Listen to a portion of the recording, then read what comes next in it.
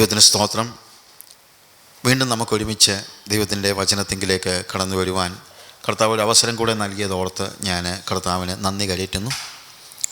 നമ്മൾ പഠിച്ചുകൊണ്ടിരിക്കുന്ന വിഷയം നമ്മൾ മറ്റുള്ളവരിൽ നിന്ന് വ്യത്യസ്തരാകുക എന്നുള്ളതാണ്. വ്യത്യസ്തരാകുവാനുള്ള ഒരു ആഹ്വാനം. അതിൽ നമ്മൾ കണ്ടു, ആത്മീയരായ ആളുകൾ എപ്പോഴും വ്യത്യസ്തരായിരിക്കും. അതുകൊണ്ടാണ് വേർപാടിൻ്റെ ഉപദേശം ഇത്ര ശക്തമായിട്ട് നമ്മൾ പഠിപ്പിക്കുന്നത്, അല്ലെങ്കിൽ പഠിപ്പിക്കേണ്ടത്. പഠിപ്പിക്കുന്നുണ്ടോ എന്ന് നമ്മളൊരു പുനർവിചിന്തനം നടത്തേണ്ടതാണ്. വേർപാടിൻ്റെ ശക്തമായ ഉപദേശം നമുക്ക് അത്യന്താപേക്ഷിതമാണ്. നമ്മൾ വ്യത്യസ്തരാണ്, നമ്മൾ അവരെ പോലെയല്ല.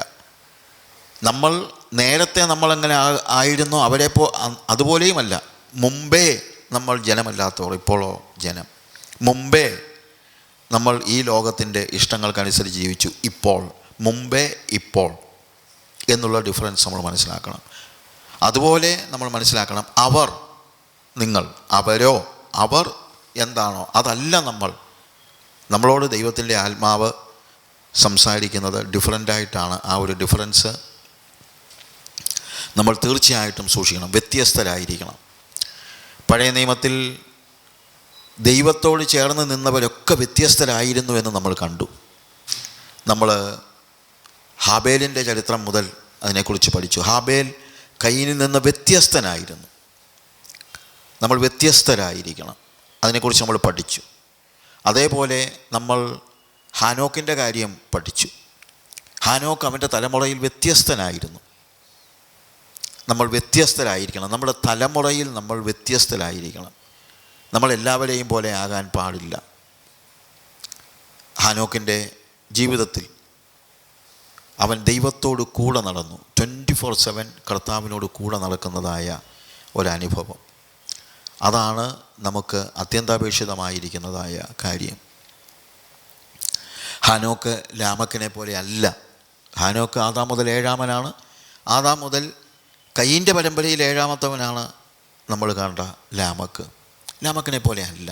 നമ്മൾ വ്യത്യസ്തരായിരിക്കണം. That is very important. നമ്മൾ വ്യത്യസ്തരായിരിക്കണം എന്നുള്ളത് നമ്മൾ ശരിയായ നിലയിൽ പഠിച്ച് മനസ്സിലാക്കിയാലേ പറ്റുള്ളൂ. അങ്ങനെ ജീവിക്കണം. വ്യത്യസ്തരാകണമെങ്കിൽ നമ്മൾ ആരാണ് എന്നുള്ളതിനെക്കുറിച്ചുള്ള കൃത്യമായ ബോധ്യം നമുക്കുണ്ടായിരിക്കണം. നമ്മുടെ ഐഡൻറ്റിറ്റിയെക്കുറിച്ച് നല്ലൊരു ബോധ്യം നമുക്ക് അനിവാര്യമാണ് എന്നാണ് നമ്മൾക്ക് മനസ്സിലാക്കാൻ കഴിയുന്നത്. നോഹ അവൻ്റെ തലമുറയിൽ വ്യത്യസ്തനായിരുന്നു. ദൈവം നോഹയുമായി ഒരു ഉടമ്പടി ചെയ്തു. നമ്മൾ ഹാബേലിൻ്റെ കാര്യം പറയുമ്പോൾ ഒരു വ്യക്തിയെ, അല്ലെങ്കിൽ അടിസ്ഥാനപരമായി അവനും അവൻ്റെ സഹോദരനും, വേറെ ആരുമില്ല. എന്നിട്ട് അവൻ വ്യത്യസ്തനായിരുന്നു. ഹാനോക്കിനെ കുറിച്ച് പറയുമ്പോഴും പിന്നെയും കുറേ കാലങ്ങൾ കഴിഞ്ഞു. 7 തലമുറ. വലിയൊരു ജനസമൂഹമെന്നൊന്നും പറയാനില്ല. എന്നാൽ നോഹയുടെ കാലം പറയുമ്പോൾ അത് ആ കാലയളവിലെ എല്ലാ വ്യക്തികളിൽ നിന്നും വ്യത്യസ്തനായിരുന്നു നോഹ. ആ ദൈവിക പാതയിൽ സഞ്ചരിക്കുവാൻ ഒരു കുടുംബം പോലും ബാക്കിയില്ലായിരുന്നു. എന്നിട്ടും നോഹ ദൈവത്തോട് കൂടെ നടന്നു. ദൈവത്തോട് കൂടെ നടന്നു എന്നുള്ളതാണ് നമ്മൾ മനസ്സിലാക്കേണ്ടത്. ഹാനോക്ക് ദൈവത്തോടു കൂടെ നടന്നു. നോഹയും ദൈവത്തോട് കൂടെ നടന്നു എന്നുള്ളത് നമ്മൾ മനസ്സിലാക്കണം. പിന്നീട് നമ്മൾ പഠിച്ചത് അബ്രഹാമിനെ കുറിച്ചാണ്. അബ്രഹാമിനെ കുറിച്ച് വളരെ കാര്യങ്ങൾ നമ്മൾ പഠിച്ചു. അബ്രഹാം വ്യത്യസ്തനായിരുന്നു. അവൻ കർത്താവിനെ സ്വീകരിക്കുമ്പോൾ, അഥവാ ദൈവം അവനോട് സംസാരിക്കുമ്പോൾ തന്നെ പറയുന്നത്, നീ നിൻ്റെ ദേശക്കാരെയും ചാർച്ചക്കാരെയും, നിൻ്റെ ദേശത്തെയും ചാർച്ചക്കാരെയും പിതൃഭവനത്തെയും വിട്ട്, അപ്പോൾ ഞാൻ നിന്നെ കാണിപ്പാനിരിക്കുന്ന ദേശത്തേക്ക് പോകാം എന്ന് പറയുമ്പോൾ ശരിക്കും അവൻ ദൈവത്തെ മാത്രം കണ്ടാണ് ഇറങ്ങുന്നത്. വേറെ ആരെയും അവൻ കാണുന്നില്ല. അവൻ്റെ പിന്നിൽ, അഥവാ വേറെ രീതി പറഞ്ഞാൽ, ദൈവത്തിനും അവനും മധ്യത്തിൽ ദേശമില്ല, ചാർച്ചക്കാരില്ല, പിതൃഭവനമില്ല, ഒന്നുമില്ല. അവൻ്റെ ബന്ധുക്കളുമില്ല, ആരുമില്ല. അങ്ങനത്തെ ഒരു അവസ്ഥ. അബ്രഹാം വ്യത്യസ്തനായിരുന്നു. അബ്രഹാമിൻ്റെ ഓരോ ചെറിയ സ്വഭാവ വിശേഷങ്ങൾ പോലും നമ്മൾ കണ്ടു. മറ്റൊന്നുമല്ല, ലോത്ത് അവൻ്റെ കൂടെ വന്ന ആളാണ്. അവൻ്റെ സഹോദരൻ്റെ മകനാണ്. എന്നിട്ടും അവൻ ലോത്തിനെ പോലെ ആയില്ല. ലോത്തിൽ നിന്ന് അവൻ വ്യത്യസ്തനായിരുന്നു. എന്നാൽ ലോത്തിനൊരു പ്രയാസം ഉണ്ടായപ്പോൾ അവനെ സഹായിക്കാൻ ഒക്കെ തയ്യാറായിരുന്നു. വേർപാടെന്ന് പറയുന്നത്, അത് നമ്മൾ പിന്നീട് പഠിക്കുന്നുണ്ട്, വേർപാട് എന്ന് പറയുന്നത് ഐസൊലേഷൻ അല്ല. അതും നമ്മൾ ഓർത്തിരിക്കണം. ഐസൊലേഷൻ അല്ല, പ്രത്യുത വേർപാട് എന്ന് പറയുന്നത് വ്യത്യസ്തമായ, അതാ വ്യത്യസ്തത എന്ന് ഞാൻ പറയാൻ കാര്യം. വ്യത്യസ്തമായ ജീവിത രീതി, ദൈവവുമായി ബന്ധപ്പെട്ടുള്ള ജീവിത രീതി, അതാണ് നമുക്ക് മനസ്സിലാക്കാൻ കഴിയുന്നത്. അവൻ വ്യത്യസ്തനായിരുന്നു, എന്നിട്ടും ലോത്തിനെ രക്ഷിക്കാൻ അവൻ്റെ വീട്ടിൽ ജനിച്ച 318 അഭ്യാസികളെയും കൊണ്ടുപോയി. പക്ഷേ കർത്താവ് അവനോട് പറഞ്ഞു, നീ പേടിക്കേണ്ട കാര്യമൊന്നുമില്ല, ഞാൻ നിൻ്റെ അതിമഹത്തായ പ്രതിഫലമാണ്, ഞാൻ നിൻ്റെ പരിചയമാണ്. ഒരുപക്ഷെ നമ്മുടെ ജീവിതത്തിലും പ്രതിസന്ധികളും പ്രയാസങ്ങളും വരുമ്പോൾ നമ്മൾ വ്യത്യസ്തരാണെങ്കിൽ, നമ്മൾ കർത്താവിനോട് കൂടെ നിൽക്കുന്നവരാണെങ്കിൽ കർത്താവ് ഇടപെടും. ലോത്ത് അബ്രഹാമിനെ ഒരു പരിധിവരെ കണക്കാക്കാതെ അവന് സ്വന്തമായി അബ്രഹാമിനെ വിട്ട് തീരുമാനങ്ങളെല്ലാം സ്വന്തമായിട്ട് എടുത്തപ്പോൾ, തിരഞ്ഞെടുപ്പ് സ്വന്തമായിട്ട് നടത്തിയപ്പോൾ അബ്രഹാം പറയുന്നത്, കുഴപ്പമില്ല, നീ തിരഞ്ഞെടുത്തു. പക്ഷേ ദൈവം അബ്രഹാമിന് വേണ്ടി തിരഞ്ഞെടുപ്പ് നടത്തി. സോദോം രാജാവിൻ്റെ പണം അവൻ നിഷേധിച്ചപ്പോൾ ദൈവം പറഞ്ഞു, ഞാൻ നിൻ്റെ പ്രതിഫലമാണ്, നീ പേടിക്കേണ്ട കാര്യമില്ല, ഞാൻ നിൻ്റെ പരിചയമാണ്, നിന്നെ ആരും ഉപദ്രവിക്കത്തില്ല, ഞാനാണ് നിന്നെ സംരക്ഷിക്കുന്നത്. അവൻ വ്യത്യസ്തനായിരുന്നു. അതിനുശേഷം നമ്മൾ അബ്രഹാമിൻ്റെ ചരിത്രത്തിൽ ഒത്തിരി കാര്യങ്ങൾ പറയാനുണ്ട്. ആ കാര്യങ്ങളിലേക്കൊക്കെ ഞാൻ അങ്ങനെ കടക്കുന്നില്ല. കാര്യം നമുക്ക് വേറെ പലരെക്കുറിച്ച് ഇങ്ങനെ പഠിക്കാൻ, ചെറിയ രീതിയിലെങ്കിലും പഠിക്കേണ്ടത് അത്യാവശ്യമാണല്ലോ. സോദോമിൻ്റെ നാശം നമ്മൾ കാണുന്നു. അവിടെ ലോത്തിനെ കർത്താവ് രക്ഷിക്കുന്നു. ലോത്തിനെക്കുറിച്ച് പറയുന്നത് വലഞ്ഞുപോയ നീതിമാനായ ലോത്ത് എന്നാണ്. അവൻ വലഞ്ഞുപോയി, പക്ഷേ അടിസ്ഥാനപരമായി അവൻ്റെ ഉള്ളിലൊരു നീതി ബോധം ഉണ്ടായിരുന്നു. പക്ഷെ അതുകൊണ്ട് മാത്രം കാര്യമില്ല.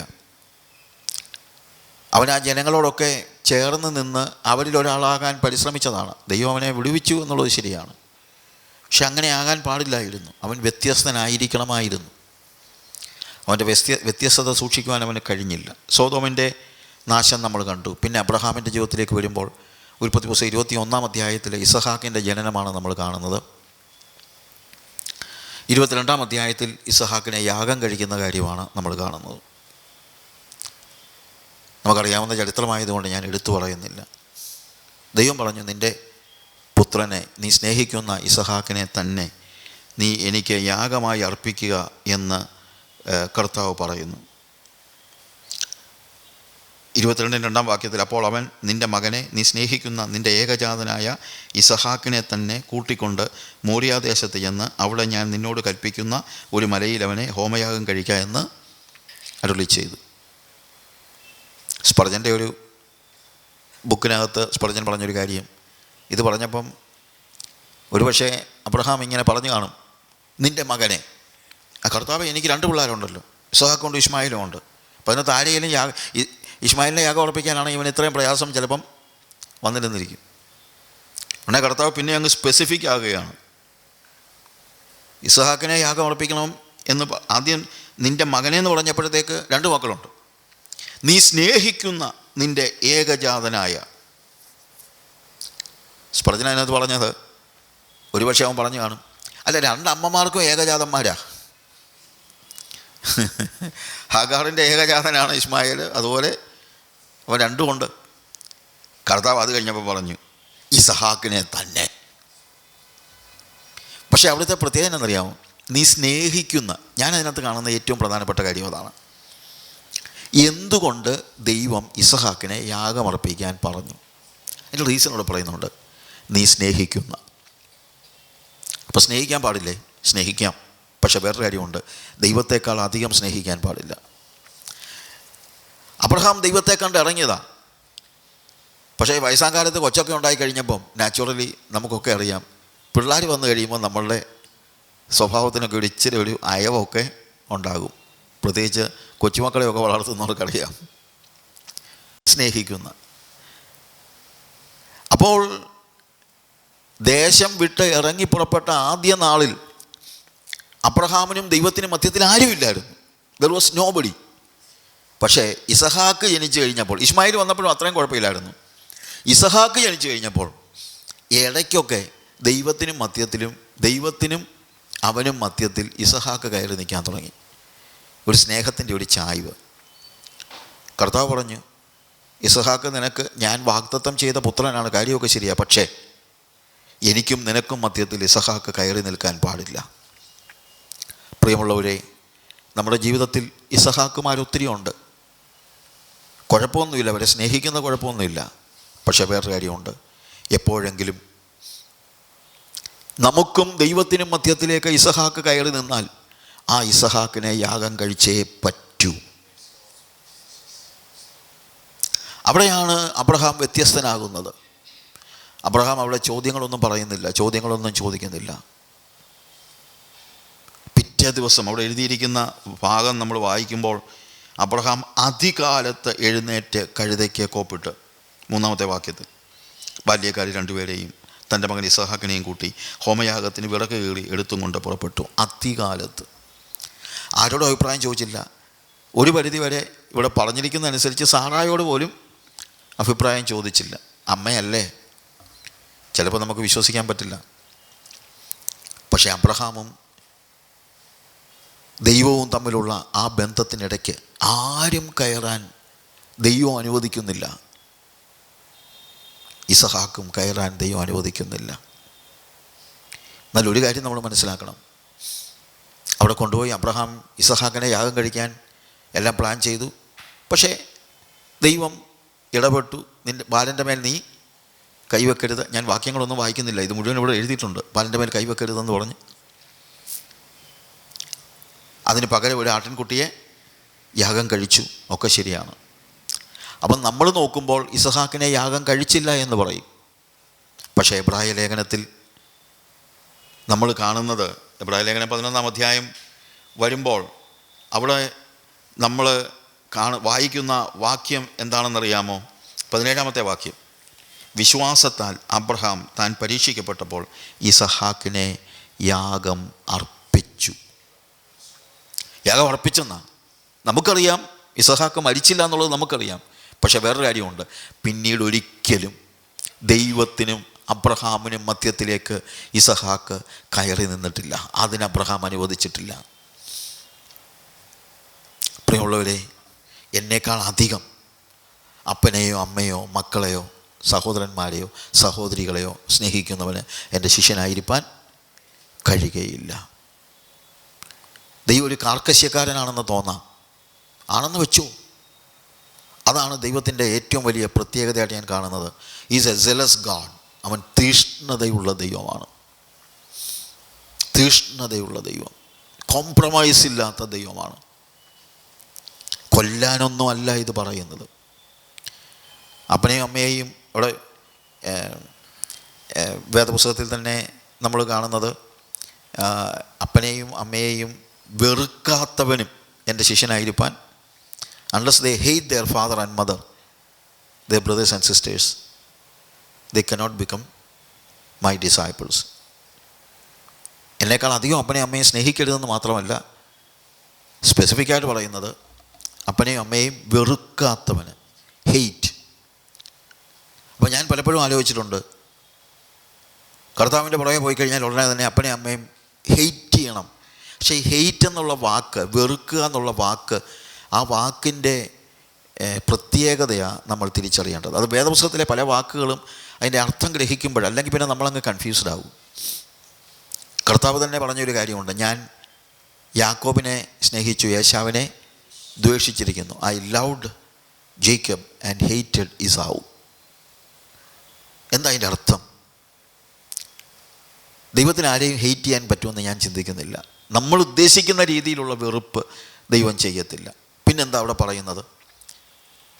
ദൈവത്തിൻ്റെ അധികാരം അല്ലെങ്കിൽ ദൈവത്തെ പ്രതിനിധീകരിക്കുവാനുള്ള അവകാശം ദൈവം അബ്രഹാമിന് കൊടുത്തു. അബ്രഹാമിൽ നിന്ന് അത് ഇസഹാക്കിലേക്ക് വന്നു. ഇസഹാക്കിൽ നിന്ന് യാക്കോബിലേക്കാണ് വരുന്നത്. ഏശാവിലേക്ക് അത് വന്നില്ല.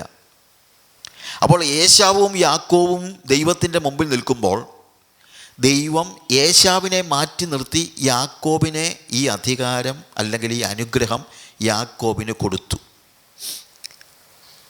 അതായത് രണ്ടുപേര് മുന്നേ വന്ന് നിൽക്കുമ്പോൾ ഒരാളെ തിരഞ്ഞെടുത്താൽ വേദപുസ്തകത്തിലെ പ്രത്യേകിച്ച് എബ്രായ ഭാഷയിലെ വാക്ക് വെച്ച് നോക്കുമ്പോൾ അതിൻ്റെ അർത്ഥം ഇതാണ്: ഒരാളെ സ്നേഹിച്ചു, ഒരാളെ വെറുത്തു എന്നാണ് പറയുന്നത്.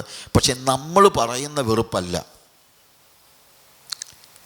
ഞാൻ യാക്കോബിനെ സ്നേഹിച്ചു, ഏശാവിനെ വെറുത്തിരിക്കുന്നു എന്ന് പറഞ്ഞാൽ അതിൻ്റെ അർത്ഥം ഞാൻ യാക്കോബിനെ തിരഞ്ഞെടുത്തു, ഏശാവിനെ തിരഞ്ഞെടുത്തില്ല എന്നാണ്. തിരഞ്ഞെടുക്കാൻ പറ്റത്തുമില്ല. കാര്യം അവനൊരു ഊണിന് ജ്യേഷ്ഠാവകാശം വിറ്റുകളഞ്ഞവനാണ്. ദൈവത്തെ പ്രതിനിധാനം ചെയ്യുവാനുള്ള അവകാശമാണ് ഈ അനുഗ്രഹമെന്ന് ആലോചിക്കണം. ദൈവത്തെ പ്രതിനിധാനം ചെയ്യാനുള്ള അവകാശം ഒരാൾക്ക് കൊടുക്കണമെങ്കിൽ അവന് കുറച്ച് ഇൻറ്റഗ്രിറ്റി വേണം, ഇല്ലെങ്കിൽ കൊടുക്കാൻ പറ്റില്ല. ഞാനിപ്പം ഉദാഹരണമായിട്ട് പറഞ്ഞു കഴിഞ്ഞാൽ, ഇന്ത്യയുടെ അംബാസഡറായിട്ട് എന്നെ ഏതെങ്കിലും ഒരു രാജ്യത്ത് പറഞ്ഞു വിടുകയാണ്, മലാവിയിലോട്ടോ എങ്ങോട്ടെങ്കിലും പറഞ്ഞു വിടുക. അവിടെ ചെന്ന് കഴിയുമ്പോൾ എൻ്റെ കയ്യിലാണ് ഇന്ത്യയുടെ ഒഫീഷ്യൽ ലെറ്റർ പാഡും സീലും എല്ലാം എൻ്റെ കയ്യിലുണ്ട്. ഞാൻ എഴുതുന്നത് ഇന്ത്യ എഴുതുന്നതിന് തുല്യമാണ്, ഇല്ലേ? ഞാൻ ഇന്ത്യയെ പ്രതിനിധീകരിച്ചാണ് ആ രാജ്യത്ത് ആയിരിക്കുന്നത്. അപ്പോൾ അവിടുത്തെ ഏതെങ്കിലും ഒരു വലിയൊരു ബിസിനസ്സുകാരൻ ഒരുത്തൻ അവനൊരു കാര്യം സാധിക്കാൻ, ഇന്ത്യ ഗവൺമെൻറ്റിൽ നിന്നൊരു കാര്യം സാധിക്കാൻ അവനൊരു കള്ളത്തരം കാണിക്കാൻ തീരുമാനിച്ചു. അതിനെന്ത് ചെയ്യുന്നു? അവൻ എന്നെ വിളിച്ചിട്ട് പറഞ്ഞു, സാറേ നമുക്കിന്ന് വൈകിട്ട് ഡിന്നർ ഇന്ന സ്ഥലത്ത് കൂടാം. അത് അവിടുത്തെ ഏറ്റവും വലിയ 7 സ്റ്റാർ ഹോട്ടൽ, ഏറ്റവും വലിയ ഇതാണ്. അവിടെ എന്നെ കൊണ്ടുപോയി അവൻ എന്നെ കഴിപ്പിച്ച് മദ്യപിപ്പിച്ച് വേണമെങ്കിൽ കുറച്ച് എന്തുവാ പെണ്ണുങ്ങളെയും പുറകെ എല്ലാം കൂടെ എന്നെ അങ്ങ് ഏറ്റവും കൊണ്ടങ്ങ് ശരിക്കും ആഘോഷിച്ചെന്ന് വെച്ചു. എന്നിട്ട് എന്നോടിങ്ങനെ അടിച്ച് ഫിറ്റായിരിക്കുകയല്ലേ, പറഞ്ഞു, സാറേ സന്തോഷമായോ? ആ സന്തോഷമായോടോ. ഒരു കാര്യം ചെയ്യുക, സാറ് ആ ഇന്ത്യയുടെ ലെറ്റർ പാഡും ആ സീലും കൂടെ എനിക്കൊന്ന് തരാമോ? ഞാൻ നാളെയും സാറിനെ ഇതുപോലെ ഇവിടെ കൊണ്ടുവന്ന് ട്രീറ്റ് ചെയ്യാം. കൊണ്ടുപോടാ, എന്തോന്ന് സീല് എന്ന് പറഞ്ഞ് ഞാൻ ലെറ്റർ പാഡ് എടുത്ത് ഈ മനുഷ്യന് കൊടുത്താൽ എന്നെ അംബാസഡർ ആക്കാൻ കൊള്ളാമോ? ഇന്ത്യയുടെ പ്രതിനിധിയായിട്ട് നിൽക്കാനുള്ള വല്ല യോഗ്യതയും എനിക്കുണ്ടോ? ഇതുപോലെ ജ്യേഷ്ഠാവകാശം മുന്നിൽ വന്ന് നിന്നപ്പോൾ, എന്തോന്ന് ജ്യേഷ്ഠാവകാശം, കൊണ്ടുപോടാ, ആ പായസം ഇങ്ങോട്ട് വയ്ക്ക് എന്ന് പറഞ്ഞ ഏശാവിനെ ദൈവത്തിൻ്റെ പ്രതിനിധിയായി സ്വീകരിക്കുവാൻ ദൈവത്തിന് കഴിയില്ല. അതുകൊണ്ടാണ് ദൈവം ഏശാവിനെ ഒഴിവാക്കുന്നത്. വെറുത്തു എന്ന് പറയുന്നതിൻ്റെ അർത്ഥം അതാണ്. ഞാൻ പറഞ്ഞത് നിങ്ങൾ ഗ്രഹിക്കുന്നുണ്ടല്ലോ. അല്ലാതെ ദൈവം എന്തുകൊണ്ട്, ചിലപ്പോൾ ആളുകൾ ചോദിക്കാനുള്ള സാധ്യതയുണ്ട്, എന്തുകൊണ്ടാണ് ഏശാവിനെ സ്വീകരിക്കാതെ യാക്കോബിനെ സ്വീകരിച്ചത്? കാരണമുണ്ട്. കാരണം ജ്യേഷ്ഠാവകാശം എന്ന് പറയുന്നത് ദൈവത്തിൻ്റെ അല്ലെങ്കിൽ പിതാവിൻ്റെ പ്രതിനിധിയാകുവാനുള്ള അവകാശമാണ്. യഹൂദ പശ്ചാത്തലത്തിൽ പിതാവിൻ്റെ പ്രതിനിധിയാവുക എന്ന് പറഞ്ഞാൽ ദൈവത്തിൻ്റെ പ്രതിനിധിയാവുകയാണ്. കാര്യം അബ്രഹാം ദൈവത്തിൻ്റെ പ്രതിനിധിയായിരുന്നു, അവരിൽ ഇസഹാക്ക് ദൈവത്തിൻ്റെ പ്രതിനിധിയായി. അടുത്തത് ഏശാവാ ആകേണ്ടത്, പക്ഷേ അവനെ ഏൽപ്പിക്കാൻ കൊള്ളത്തില്ല. കാര്യം അവനൊരു ഊണിന് ജ്യേഷ്ഠാവകാശം വിറ്റുകളയുന്ന ആളാണ്. അതറിയാവുന്നത് കൊണ്ട് ദൈവം യാക്കോബിനെ സ്നേഹിച്ചു, ഇസഹാക്കിനെ വെറുത്തു. പക്ഷെ ആ വെറുപ്പെന്നല്ല, തിരഞ്ഞെടുത്തില്ല എന്നുള്ളതാണ് അർത്ഥം. ഇതേപോലെ കർത്താവ് പറയാണ്, എൻ്റെ അടുക്കൽ വരികയും അപ്പനെയും അമ്മയെയും ഭാര്യയെയും മക്കളെയും സ്വന്തം ജീവനെയും കൂടെ പകയ്ക്കാതിരിക്കും. Unless they hate their father, mother, their brothers and sisters, he cannot become my disciple. Hate, അവിടെ ഹെയ്റ്റ് എന്ന് പറഞ്ഞു കഴിഞ്ഞാൽ ഒരിക്കലും എന്താ, രക്ഷിക്കപ്പെട്ട് കഴിഞ്ഞാൽ ഉടനെ തന്നെ അപ്പനെ അമ്മയും വെറുക്കണം, പിന്നെ അപ്പനോടും അമ്മയോടും മിണ്ടരുത് എന്നൊന്നുമല്ല. അങ്ങനെ ചിന്തിക്കുന്നവരുണ്ട്. അങ്ങനല്ല, അപ്പനെയും അമ്മയും കൂടുതൽ സ്നേഹിക്കണം. എന്നാൽ എനിക്കും യേശുവിനും മധ്യത്തിലേക്ക് അപ്പൻ കയറി നിൽക്കാൻ നോക്കിയാൽ ഞാൻ പറയും, സോറി, നോ. ഞാൻ വിശ്വാസത്തിലേക്ക് വന്ന സമയത്ത് എൻ്റെ പിതാവ് എനിക്ക് ഭയങ്കര എതിരായിരുന്നു. എൻ്റെ ഫെയ്ത്ത് എടുത്ത് കളയാനായിട്ട് അദ്ദേഹം പല പ്രാവശ്യം എന്നോട് ആവശ്യപ്പെട്ടു. ഒരിക്കലൊരു രാത്രിയിൽ 11 മണിയായപ്പോൾ എന്നോട് പറഞ്ഞു, ഒന്നീ നിൻ്റെ ഫെയ്ത്ത്, നിൻ്റെ വിശ്വാസം, അല്ലെങ്കിൽ ഇറങ്ങടാ എൻ്റെ വീട്ടിൽ നിന്ന്. ഞാൻ പറഞ്ഞു, ഞാൻ പോകാം, എൻ്റെ ഫെയ്ത്ത് കളയാൻ ഞാൻ തയ്യാറല്ല. എനിക്കെൻ്റെ വേദപുസ്തകം മാത്രം കിട്ടിയാൽ മതി. പിന്നെ എൻ്റെ അമ്മാച്ചനുണ്ടായിരുന്നു. അമ്മാച്ചൻ എന്നെ അപ്പുറത്തൂടെ പിടിച്ചുകൊണ്ട് കയറുക അകത്തെന്ന് പറഞ്ഞു. ഈ അപ്പനും സ്നേഹമില്ലാഞ്ഞിട്ടൊന്നുമല്ല, പിന്നെ ഇത് പറഞ്ഞാലെങ്കിലും ഇവനിത് ഉപേക്ഷിക്കുമോയെന്നറിയാൻ വേണ്ടി ചെയ്തതാണ്. പക്ഷെ ഞാൻ പറഞ്ഞു, നോ വേ, എൻ്റെ അപ്പനേക്കാൾ വലുതാണ് എനിക്ക് യേശു. എൻ്റെ അപ്പനും യേശുവും എൻ്റെ മുമ്പിൽ വന്ന് നിന്നാൽ ഞാൻ ചൂസ് ചെയ്യുന്നത് യേശുവിനെ ആയിരിക്കും. അബ്രഹാമിൻ്റെ മുമ്പിൽ ഇസഹാക്കും ദൈവവും വന്നു നിന്നപ്പോൾ അബ്രഹാം ദൈവത്തെ ചൂസ് ചെയ്തു, ഇസഹാക്കിനെ മാറ്റി നിർത്തി. അതാണ് യാഗമർപ്പിക്കുക എന്ന് പറഞ്ഞു കഴിഞ്ഞാൽ. പിന്നെയും ഇസഹാക്ക് അബ്രഹാമിൻ്റെ കൂടാരത്തിൽ തന്നെ ഉണ്ട്. പക്ഷേ ഒരിക്കലും ദൈവത്തിനും അബ്രഹാമിനും മധ്യത്തിലേക്ക് അവൻ കയറി നിന്നിട്ടില്ല. കാര്യം അവൻ യാഗമാക്കപ്പെട്ടു.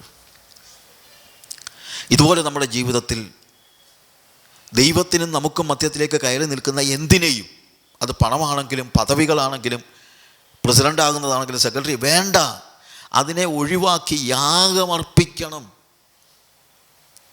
യാഗാർപ്പണം അനിവാര്യമാണ്. അത് നമ്മൾ അറിയണം. അതാണ് ദൈവം നമ്മളിൽ നിന്ന് പ്രതീക്ഷിക്കുന്നതായ കാര്യം. ഇസഹാക്കിനെ യാഗം കഴിച്ചു. തന്നെയല്ല, അബ്രഹാം വ്യത്യസ്തനായിരുന്നു.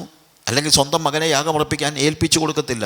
കർത്താവ് തന്നെ പറയാണ്, നിൻ്റെ മകനെ തരുവാൻ നീ മടിക്കായതുകൊണ്ട് നീ എന്നെ സ്നേഹിക്കുന്നുണ്ടെന്നുള്ളത് എനിക്കിപ്പോൾ ബോധ്യമായിട്ടുണ്ട്. യെസ്, ദൈവത്തിന് തന്നെ ബോധ്യമായി എന്നുള്ളതാണ് നമ്മൾ മനസ്സിലാക്കാൻ കഴിയുന്നത്.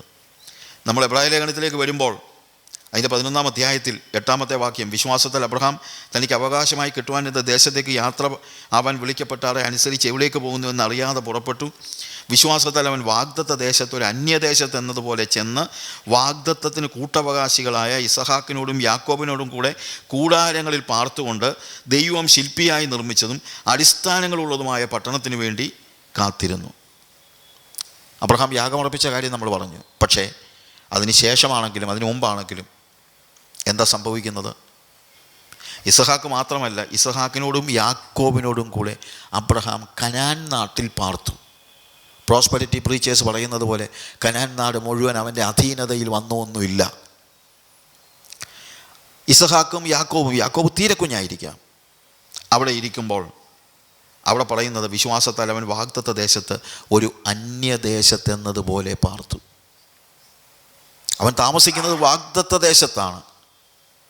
പക്ഷെ വേറൊരു കാര്യമുണ്ട്, അവൻ ഒരിക്കലും ഈ ദേശത്തിൻ്റെ പുറകെ പോയില്ല, വസ്തുവിൻ്റെ പുറകെ പോയില്ല, പണത്തിൻ്റെ പുറകെ പോയില്ല. അവൻ പറഞ്ഞു, what is it? It's A strange land. ഒരു അന്യദേശത്തെന്നതുപോലെ. എന്തുകൊണ്ടാണ് ഇത് അന്യദേശമാകുന്നത്? അവിടെ വാഗ്ദത്തത്തിന് കൂട്ടവകാശികളായ ഇസഹാക്കിനോടും യാക്കോബിനോടും കൂടെ കൂടാരങ്ങളിൽ പാർത്തുകൊണ്ട്, കൊട്ടാരത്തിൽ പാർത്തുകൊണ്ടല്ല, കൂടാരങ്ങളിൽ പാർത്തുകൊണ്ട്.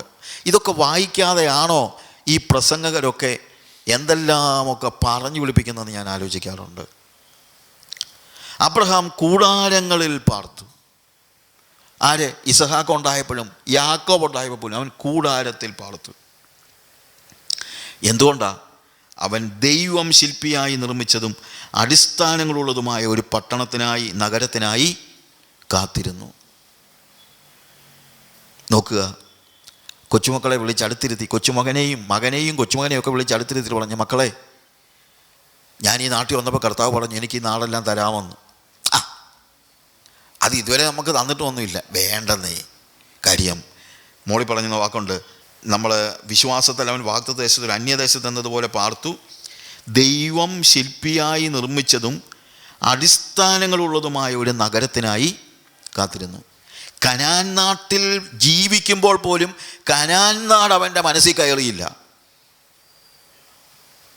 ഞാൻ പറഞ്ഞ മനസ്സിലാക്കണം. അവൻ്റെ മനസ്സിൽ മുഴുവൻ ദൈവം ശില്പിയായി നിർമ്മിച്ചതും അടിസ്ഥാനങ്ങളുള്ളതുമായ ഒരു പട്ടണം. പ്രിയമുള്ളവരെ, നമ്മൾ ഈ ഭൂമിയിൽ ജീവിക്കുക. ഇവിടെ നമുക്ക് കിടക്കാൻ ചിലപ്പം വീടുണ്ടായിരിക്കും, യാത്ര ചെയ്യാനൊരു കാറുണ്ടായിരിക്കും, ഒക്കെ ഇരുന്നോട്ടെ. പക്ഷേ ഇതൊന്നും മനസ്സിൽ കയറരുത്. എപ്പോഴും മനസ്സിലുണ്ടാകേണ്ടത് ദൈവം ശില്പിയായി നിർമ്മിച്ചതും അടിസ്ഥാനങ്ങളുള്ളതുമായ ഒരു പട്ടണം. അവിടെയാണ് നമ്മൾ വ്യത്യസ്തരാകുന്നത്. അബ്രഹാം കൂടാരങ്ങളിൽ പാർത്തു. ലോത്ത് സോദോമിൽ ചെന്ന് ആദ്യം നല്ല ഒന്നാം തരം ഒരു വീട് പണിതു. എങ്ങനത്തെ വീടാ? നല്ല സ്ട്രോങ് റൂം പോലുള്ള വീട്.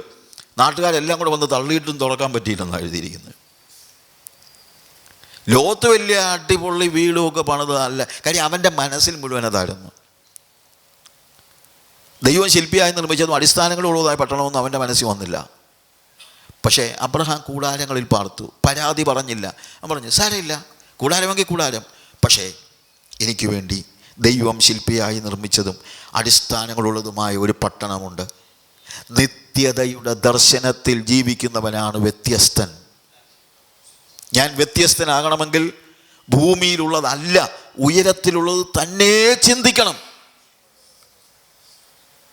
അത് നമ്മൾ പഠിക്കണം, അത് പഠിപ്പിക്കണം. നിത്യതയെക്കുറിച്ചുള്ള പ്രസംഗങ്ങൾ നമ്മുടെ ഇടയിൽ ഉണ്ടാകട്ടെ. വെറും ഭൂമിയിലെ കാര്യങ്ങൾ മാത്രം പറഞ്ഞ് പർവ്വതം പോലെ സമ്പത്ത് വരും, അത് വരും, ഇത് വരും, ഇതൊക്കെയല്ലേ ഈ വലിയ അനുഭൂതികൾ കിടന്ന് ചാടുകയും മറിയുകയും നിലത്ത് വീണ് പിടയ്ക്കുകയും ഒക്കെ ചെയ്തിട്ട് പറയുന്നതെന്നറിയാമോ? എനിക്ക് വലിയ സമ്പത്ത് വരുന്നു. ഇവിടെ സ്വർഗത്തിലെ കാര്യം നീ നോക്ക്, ഉയരത്തിലുള്ളത് അന്വേഷിക്കുക. ഭൂമി ജീവിച്ചോ? കനാൻ നാട്ടിൽ, കൂടാരത്തിലാണെങ്കിലും കനാൻ നാട്ടിൽ പാർത്തുകൊണ്ടിരിക്കുമ്പോൾ, മക്കളും കൊച്ചുമക്കളും ഉള്ളപ്പോൾ അവൻ എന്തു ചെയ്തു? ദൈവം ശില്പിയായി നിർമ്മിച്ചതും അടിസ്ഥാനങ്ങളുള്ളതുമായ പട്ടണത്തിനു വേണ്ടി കാത്തിരുന്നു എന്നുള്ളതാണ്. അവൻ നിത്യതയുടെ ദർശനത്തിൽ ജീവിച്ചു. അങ്ങനെയാണ് അബ്രഹാം വ്യത്യസ്തനായിരുന്നത് എന്ന് നമുക്ക് മനസ്സിലാക്കാൻ കഴിയും. പിന്നെ മുമ്പോട്ട് നമ്മൾ അബ്രഹാമിൻ്റെ ജീവിതം വായിക്കുമ്പോഴെല്ലാം അവിടെയെല്ലാം അവൻ എങ്ങനെ ഡിഫറൻ്റ് ആയിരുന്നു എന്നുള്ളത് നമുക്ക് മനസ്സിലാക്കാൻ കഴിയുന്നുണ്ട്. അബ്രഹാമിൻ്റെ മക്കൾ ഇസഹാക്കും ഡിഫറൻ്റ് ആയിരുന്നു. ഇസഹാക്ക് വളരെ വ്യത്യസ്തനായിരുന്നു. അത് ഞാൻ എടുക്കുന്നില്ല, വിഷയം അങ്ങോട്ട് കൂടുതലായിട്ട് പോകാൻ നമുക്ക് സമയമില്ലാത്തതുകൊണ്ട്. ഇസഹാക്കും ശരിക്കും പറഞ്ഞു കഴിഞ്ഞാൽ വ്യത്യസ്തനായ ഒരു വ്യക്തിയായിട്ട് തന്നെയാണ് നമുക്ക് കാണാൻ കഴിയുന്നത്. ഈ ഡിഫറൻസ് പിന്നെ യാക്കോബും ഏശാവും, ഇസഹാക്കും ഇസ്മായേലും വെച്ച് നമ്മൾ നോക്കുമ്പോൾ ഇസ്മായേലിനെ പോലെ അല്ല ഇസഹാക്ക്. ഡിഫറൻറ്റാണ്, വ്യത്യസ്തനാണ്. അതേപോലെ തന്നെ ഏശാവിൻ്റെയും യാക്കോബിൻ്റെയും ചരിത്രം വായിക്കുമ്പോഴും, ഉൽപ്പത്തി 25-ാം അധ്യായം ഒക്കെ നമ്മൾ വായിക്കുമ്പോൾ അവിടെയും നമ്മൾ കാണുന്നത്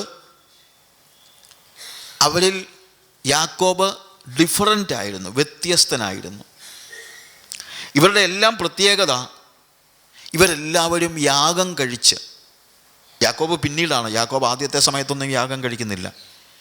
ഉൽപ്പത്തി പുസ്തകം 26-ാമത്തെ അധ്യായത്തിൽ നമ്മൾ ഇസഹാക്ക് യാഗം കഴിക്കുന്നത് നമ്മൾ കാണുന്നുണ്ട്.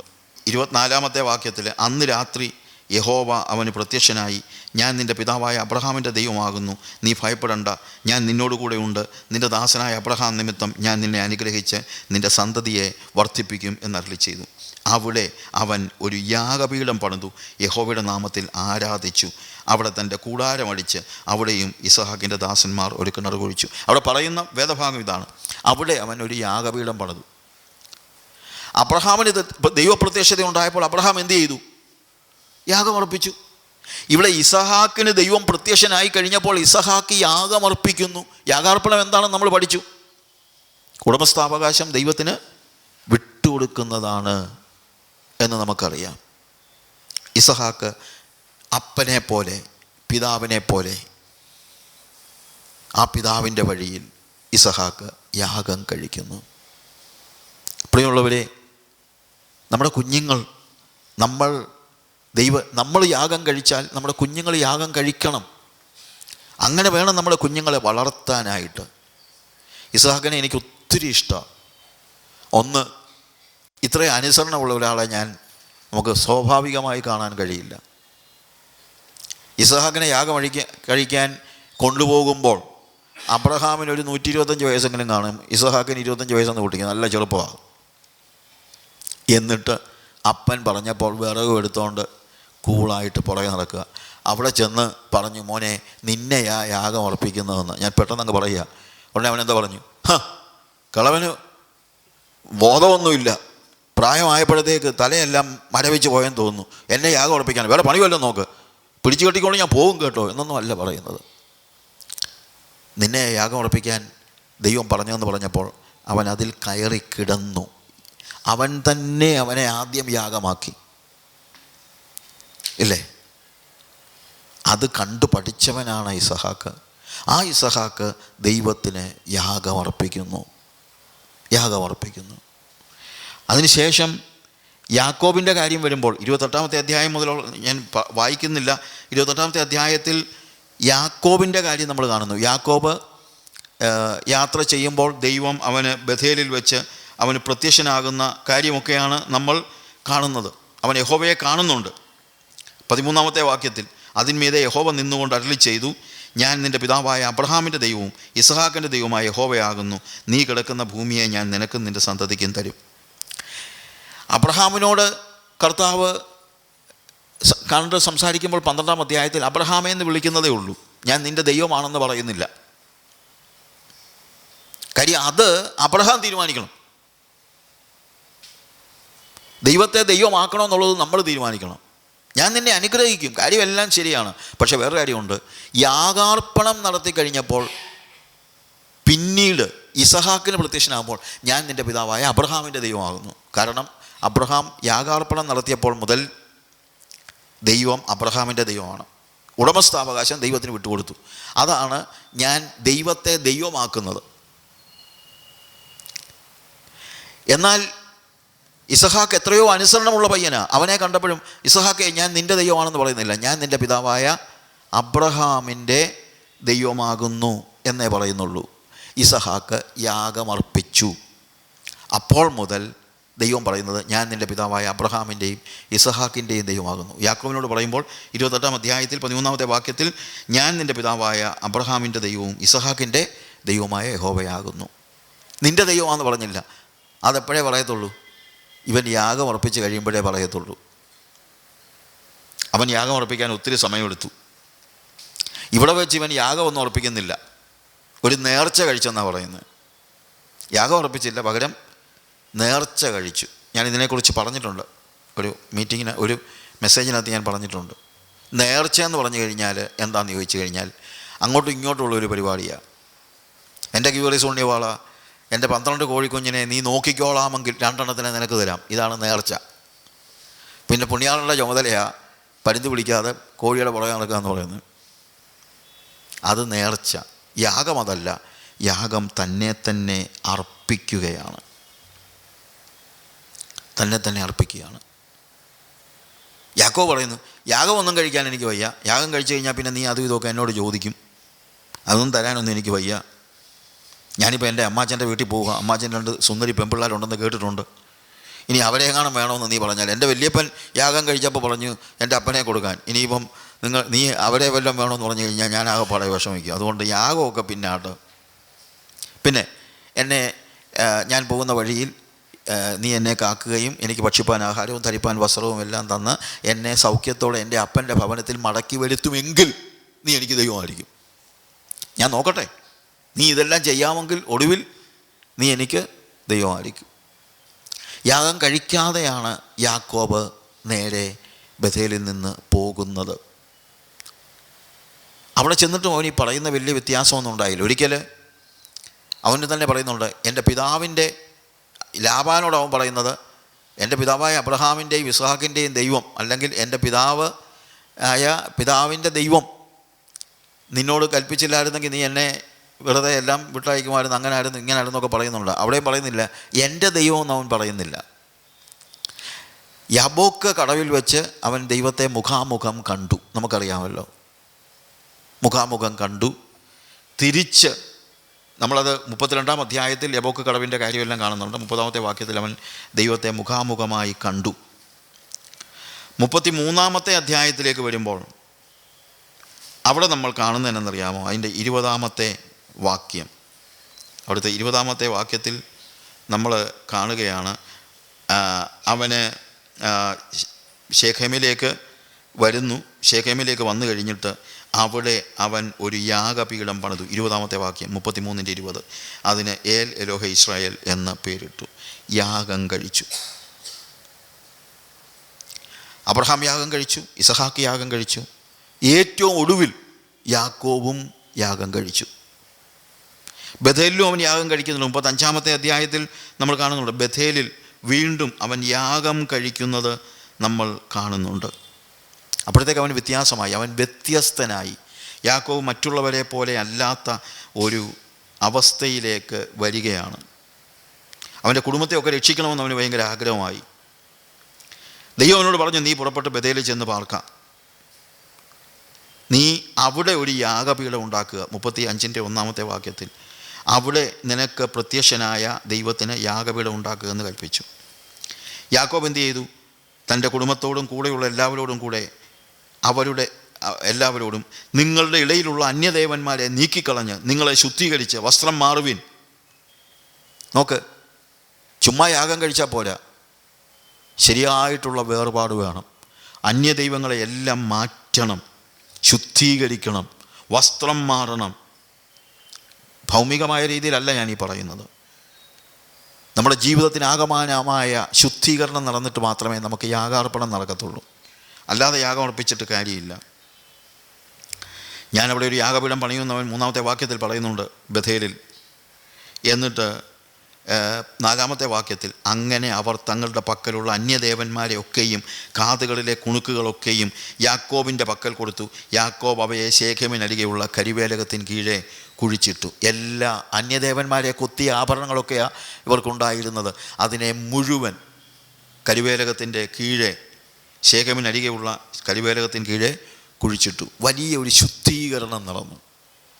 അപ്പോൾ യാഗാർപ്പണം നടക്കുന്നതിന് മുമ്പ് വലിയ ശുദ്ധീകരണം ആവശ്യമുണ്ട് എന്ന് നമ്മൾ മനസ്സിലാക്കണം. 7-ാമത്തെ വാക്യത്തിൽ അവിടെ അവൻ ഒരു യാഗപീഠം പണിതു. തൻ്റെ സഹോദരൻ്റെ മുമ്പിൽ നിന്ന് ഓടിപ്പോകുമ്പോൾ അവൻ അവിടെ വെച്ച് ദൈവം പ്രത്യക്ഷനായതുകൊണ്ട് അവൻ ആ സ്ഥലത്തിന് ഏൽ ബഥേൽ എന്ന് പേർ വിളിച്ചു. യാഗപീഠം പണിതു. യാക്കോബ് വ്യത്യസ്തനാണ്. അവൻ്റെ ആദ്യകാല ജീവിതത്തിൽ അവൻ്റെ ഈ വ്യത്യസ്തത അത്രയും ഇല്ലായിരുന്നു. പക്ഷേ ദൈവം അവനോട് ഇടപെട്ടു. യബ്ബോക്ക് കടവിൽ വെച്ച് ദൈവവുമായിട്ടുള്ളൊരു പേഴ്സണൽ എൻകൗണ്ടർ ഉണ്ടായി. അവൻ വ്യത്യസ്തനായി തീർന്നു. അതിനുശേഷം അവൻ ബഥേലിൽ ഒരു യാഗപീഠം പണിതു. അതിനു മുമ്പ് തന്നെ ശുദ്ധീകരണമെല്ലാം നടക്കുകയാണ്. പിന്നീട് നമ്മൾ യോസേഫിൻ്റെ ചരിത്രത്തിലേക്ക് നമ്മൾ വരുമ്പോൾ യോസേഫും വളരെ വ്യത്യസ്തനായിരുന്നു എന്നുള്ളത് നമുക്ക് കാണാനായിട്ട് കഴിയും. വ്യത്യസ്തനായിരുന്നു. നമ്മൾ യോസേഫിൻ്റെ ഓരോ ചരിത്രവും തീരെ ചെറിയ പ്രായം മുതൽ യോസേഫ് അവൻ്റെ സഹോദരന്മാരിൽ നിന്ന് പോലും വ്യത്യസ്തനായിട്ടാണ് നിന്നത് എന്ന് നമുക്കറിയാം. യോസേഫ് വ്യത്യസ്തനായിരുന്നു.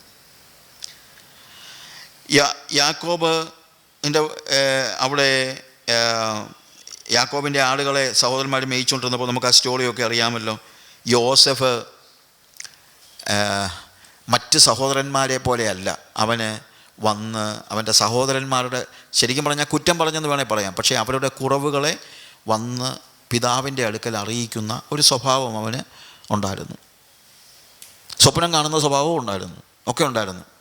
ഇതൊക്കെ നമ്മൾ വിശദമായിട്ട് പഠിക്കാൻ നമുക്ക് സമയമില്ലല്ലോ, നമ്മളതിലേക്ക് പോകുന്നില്ല. അങ്ങനെയുള്ള ഒരു സാഹചര്യത്തിൽ യോസഫിനെ സഹോദരന്മാർ മിസ്രൈമിലേക്ക് വിറ്റു. ഞാൻ ആ കഥ അങ്ങ് പെട്ടെന്ന് പറഞ്ഞു പോവുകയാണ്. മിസ്രൈമിൽ ശരിക്കും പറഞ്ഞു കഴിഞ്ഞാൽ അവൻ ആദ്യം കഷ്ടതയൊക്കെ അനുഭവിച്ചാലും ഒടുവിൽ എന്താ സംഭവിക്കുന്നത്? അവൻ മിസ്രൈമിൻ്റെ ഭരണാധികാരിയാവുകയാണ്. പക്ഷേ മിസ്രൈമിൻ്റെ ഭരണാധികാരിയായപ്പോഴും അവൻ മിസ്രൈമ്യനെ പോലെ ആയില്ല എന്നുള്ളതാണ് ഏറ്റവും പ്രാധാന്യം അർഹിക്കുന്നതായ കാര്യം. ഫറവോൻ കഴിഞ്ഞാൽ അടുത്ത ആളാണ്. മുഴുവൻ മിസ്രൈമും ഇവൻ്റെ കീഴിലാണ്. എന്നിട്ടും അവൻ മിസ്രൈമ്യനെ പോലെ ആയില്ല എന്നുള്ള ഒരു അനുഭവമാണ് നമുക്ക് അവൻ്റെ കാര്യത്തിൽ മനസ്സിലാക്കാൻ കഴിയുന്നത്. ഉൽപ്പത്തി പുസ്തകം 46-ാം അധ്യായത്തിൽ നമ്മൾ വായിക്കുമ്പോൾ അതിൻ്റെ 31 മുതലുള്ള വാക്യങ്ങളിൽ, പിന്നെ യോസഫ് സഹോദരന്മാരോടും അവൻ്റെ അപ്പൻ്റെ കുടുംബത്തോടും പറഞ്ഞത്, ഞാൻ ചെന്ന് ഫറവോനോട് കനാൻ ദേശത്ത് നിന്ന് എൻ്റെ സഹോദരന്മാരും അപ്പൻ്റെ കുടുംബവും എൻ്റെ അടുക്കൽ വന്നിരിക്കുന്നു എന്ന് അറിയിക്കും.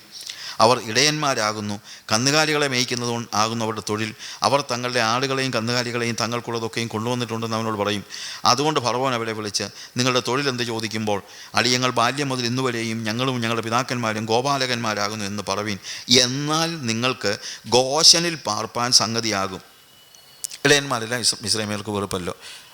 യാക്കോബ് പറയാണ്, ഞാനിവിടെ വന്നു, ഇതുവരെ എൻ്റെ ജീവിതത്തിൽ ഞാൻ മിസ്രൈമ്യനെ പോലെ ആയിട്ടില്ല.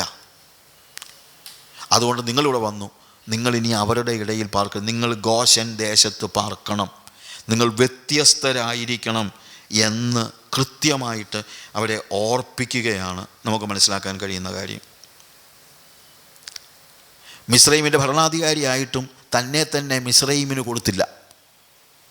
നമ്മൾ ലോകത്തിൽ ആരായി തീർന്നാലും നമ്മളെ ലോകത്തിന് കൊടുക്കരുത്, നമ്മൾ ലോകക്കാരായിരിക്കരുത്. അത് നമ്മൾ മനസ്സിലാക്കണം. നമ്മൾ ലോകക്കാരായിരിക്കാതെ ലോകത്തിന് യോജിക്കുന്നവരാകരുത്. യോസഫ് അങ്ങനെയായിരുന്നു.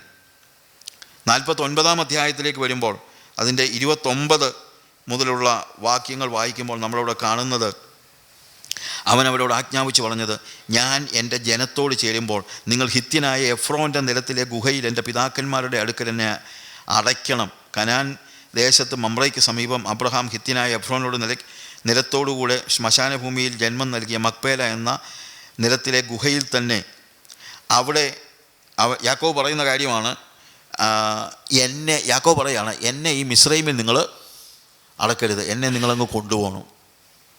മരിച്ചാലും സ്വജനത്തോടുകൂടെ ആയിരിക്കണമെന്ന് യാക്കോബ് ആഗ്രഹിച്ചു.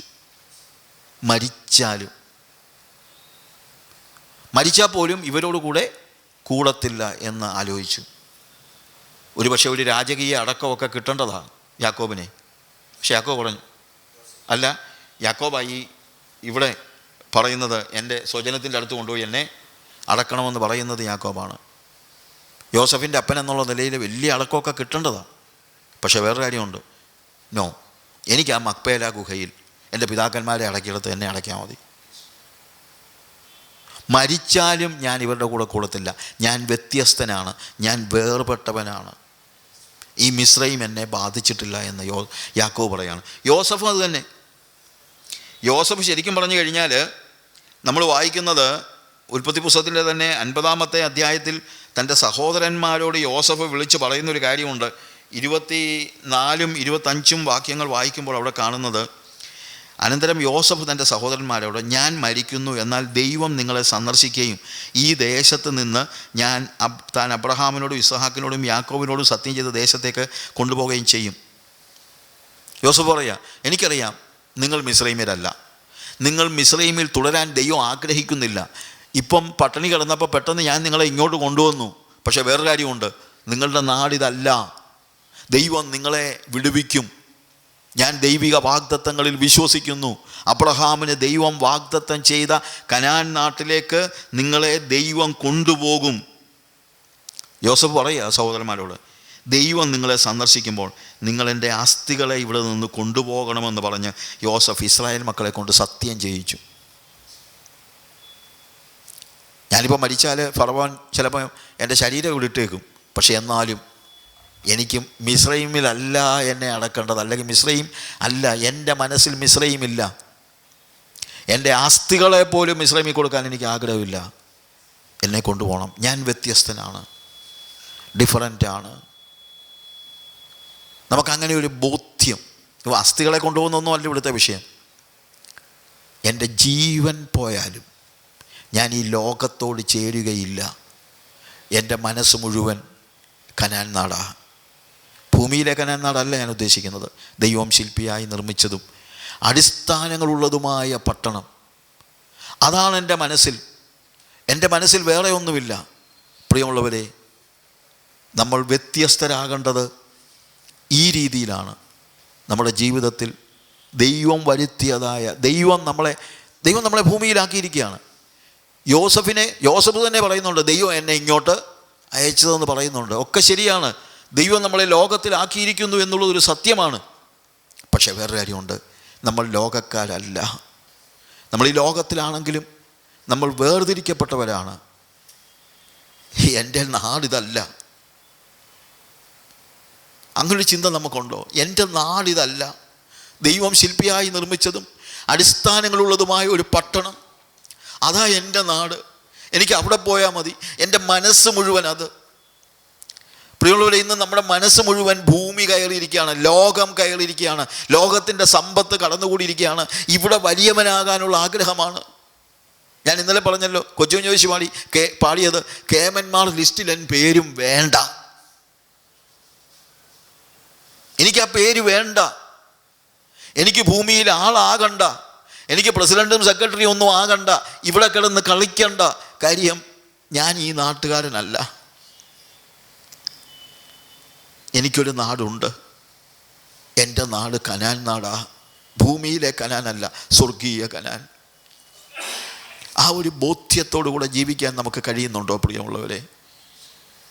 നമ്മളെപ്പോഴും അത് ആലോചിക്കണം. അങ്ങനൊരു വ്യത്യസ്തത നമ്മൾ സൂക്ഷിക്കണം. We need to see that we are different.